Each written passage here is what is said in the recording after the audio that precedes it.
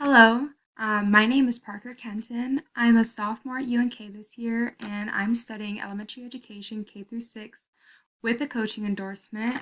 I really love kids and I love sports, and that is one of the main reasons why I do want to teach, is because I really love seeing people like connect and understand something, and it really actually makes me feel good about myself. And I think like going into classrooms so far and just seeing that I really enjoy it. So I think teaching is the way for me.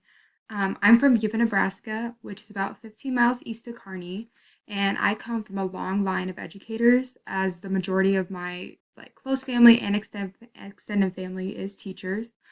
I have two older brothers, and my oldest one is a high school English teacher at Beatrice High School, and he also is an assistant football coach.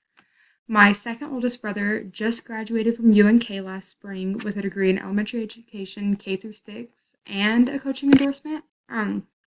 Outside of school, I usually just work and I do volunteer at a daycare sometimes in my hometown.